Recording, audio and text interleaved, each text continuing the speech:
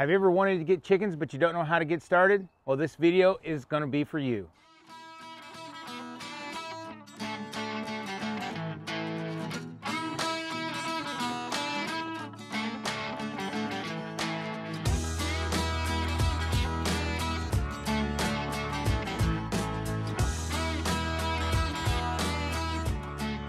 Hey folks, welcome back to the Rock and Sea Homestead. My name is Lance. I want to welcome you to our channel, and today we're going to talk about getting started with chickens. And there's several ways you can get started with chickens. Either you can go buy eggs at a variety of different places, or you can buy baby chickens, and that's what we're going to focus on. But really, either way, if you get eggs or chickens, at some point you're going to be in this exact position that we're in, so that's where we're going to start at. Now, there are many different ways how to get baby chickens. If you think about just getting the eggs, there's tons of hatcheries out there where you can actually go out and purchase eggs and have them shipped to you, or go pick them up, or you can go to like maybe a local farm market or a local farm and pick up eggs that have been that are ready to be incubated and raised that fashion. Or like us, we can just take some of our own eggs, stick them underneath one of our broody hens, and we always have a hen that's broody, it seems like, always. And now if you just want to get baby chickens, same thing. You can go to hatcheries. Like, we've ordered chickens online and they've just been shipped to us, and it takes about, you know, depending on for our meat chickens, we have to order them way ahead of time, and they usually get born like on a Monday, and then we'll usually have them at our post office on a Wednesday or Thursday. We'll just go pick them up, come in a box. We'll show you some video of us bringing home some baby chickens that way at some point in the past. But for us, how we got our baby chickens, my sister-in-law is a pre-K teacher, and she does a lesson on how to hatch out chickens, and they do a whole lesson plan during the whole incubation period, and they kind of look at them, and then she keeps them in her class for about a week. And that week was over yesterday. Today's Saturday, so she came over yesterday after school was over and dropped off some little baby chickens for us, and we're about to go in there and look at those. But now, once you've decided how you're actually going to procure your chickens, and you've decided that and you got them ordered, or you're going to pick them up, or whatever that may be for you, one thing that we do highly recommend is getting everything set up before they actually arrive at your house or your farm or whatever you may have in your backyard. You just want to make sure that you're ready, because these guys, once you get them, they're going to expect to be fed and watered immediately. So whatever that may be, however you're going to do that, these are some things that you're going to need. Now for us, we've done this, gosh, probably 10 or 12 times now, it feels like, with baby chickens, either laying hens or meat chickens or whatever it may be. Taking care of them to a certain point, it's all going to be about the same. And a couple things that we've really liked, and we've kind of grown to what we do and how we've done things. You know, when we first started out, we just got some of these small little water containers and feed containers. They have little plastic little holders, and you can do that. And this is the same size as like a regular mouth mason jar, so you can actually put a mason jar on there if you'd like that instead of this. These are plastic, but you can get metal ones. Some people like that. We find the plastic ones seem to work just as well. You can kind of clean them and they don't get rusty and kind of wear out. Same thing with the food. You just put the food in there, kind of put it on, flip it over, and then the chickens come in here and eat. Now, that's what we kind of started with. What we're using now, and our chickens are about a week old, so we're not worried about them coming in here and falling in here. Sometimes you get really baby chickens. You do have to watch out of chickens getting in here and getting too much water, and they could possibly drown, so you want to be careful with that. This is the one that we're actually using in our tub right now. This is what we use for our meat chickens. We just have so many more of them, and we don't have to fill this up as much for that as we do this.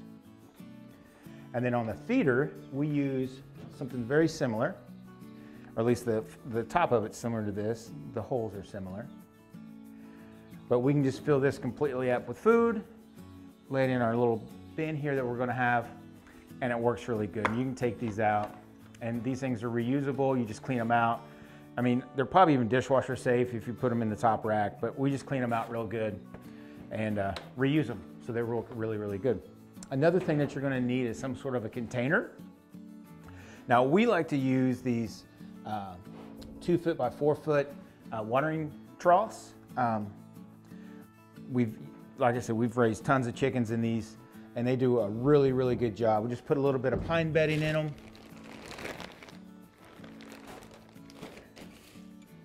This is what we use for the bedding. We don't get the real fine stuff, we get the bigger flake. And we find that, at least for the little baby chickens, they don't kick that up and they don't get into the water and food as much. So it's not as messy. And then of course you're gonna need some food. One thing that you're gonna need is food.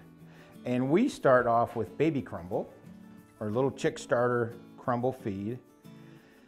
And you can get medicated or non-medicated. I think we could not find medicated. We usually start with like 1 or 2 bags of medicated feed. We couldn't find any at the store, so we just got unmedicated. They're fine either way. But typically if it's medicated, we only do maybe 2 bags worth, like smaller bags, and then we're good to go. We just got 1 big bag of starter crumble, and that will probably be enough feed for these guys until they get big enough to eat regular feed or chicken feed. All right, so let me show you how we set up our chickens that arrived yesterday. So Thursday night, before they even got here, we brought in 2 of these tubs. One is one that's in use, and then after about a week, we'll use this one, and we'll clean this one, and we'll kind of put all the chickens in here. So we'll kind of go back and forth just to kind of help out with cleanliness and those kind of things. It just makes it easier. You can just put them all in there, clean it out, let this one breathe, back and forth, that kind of stuff. So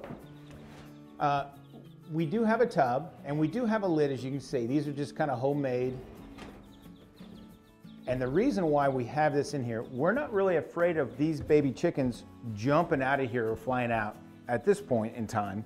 It's really to keep out any other animals like chickens, or if a goat got in here, they may want to try to jump in there with them. And we just don't want to have to deal with that and possibly get one of these chickens hurt or any of that kind of stuff. So, oh, chickies. So in here, number 1, we have a Premier 1 heat lamp.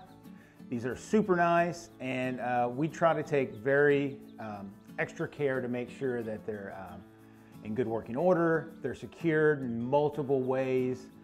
We've actually had a heat lamp fall in one of our chicken coops 2 or 3 years ago, and about burnt out the chicken coop. So we're super cautious, and you can see this is, it's, you know, zip tied here, all the way up to a like a chain up there to the rafters. And then of course we got it all plugged in over here. So this time of year, so here in Oklahoma, it's in the 1st of April. So it's still, we have some cold nights, and then we also have some really warm days. But like today, I'm in a hoodie just because it's a little chilly, windy.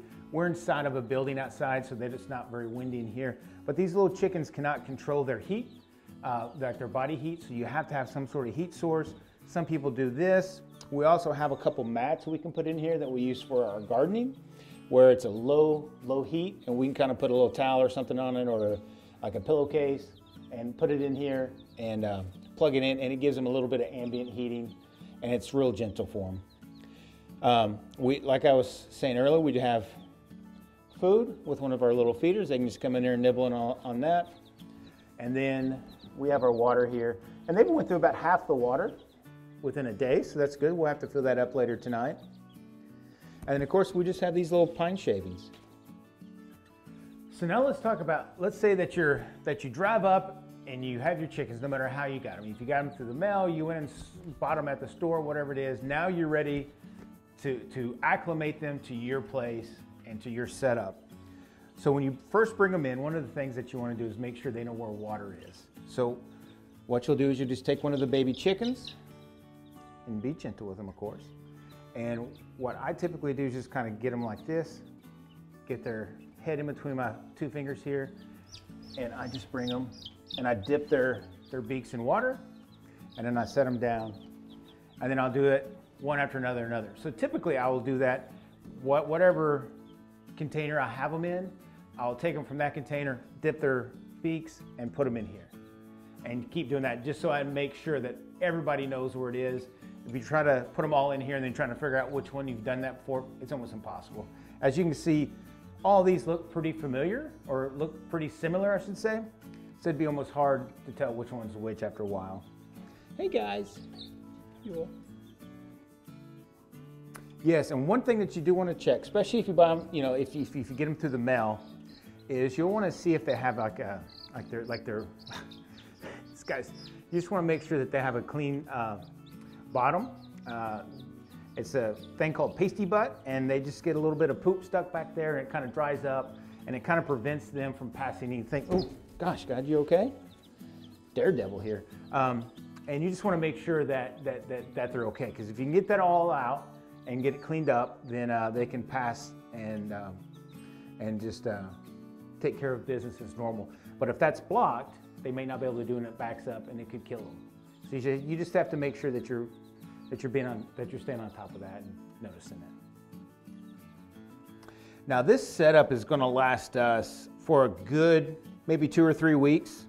And really at this point, all it is just maintenance. We just have to make sure that they have clean bedding, they have clean fresh water, they have plenty of food, or clean food and plenty of it, and that, you know, they have clean booties, and they have a proper heat or cooling, depending on the time of year. You don't want them in here cooking either. So if it gets really hot, like tomorrow or the next day it's supposed to be warm, we'll turn this off. We have some ventilation stuff we can open up in here and kind of air it out if it gets a little too warm. But that should last you for 2 or 3 weeks. And again, we're going to do some more videos on this chicken series, so make sure you guys stick around and you catch all of our How to Raise Baby Chicken series. So I did want to mention a couple safety issues or health safety factors when it comes to raising chickens. Now, you know, it's definitely, you should definitely hold your chickens and get them accustomed to being held by humans, and definitely, you know, spend time with them, hold them, you know, all that kind of stuff. But one thing that you do want to do is make sure that afterwards you wash your hands. And really, you should never kiss your chickens. I know, especially for kids, when they're holding them, they want to kiss them and hug on them and those kind of things. You really don't want to do that, because there could be a potential for some other health issues that arise from that. Again, once you're done, wash your hands, and that'll keep you safe. But those have stayed here and watched the video all the way to the end, we definitely appreciate it.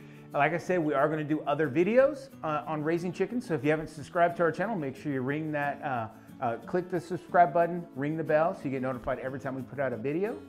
And of course, from our homestead to yours, have a blessed day, and we'll catch you on the next video.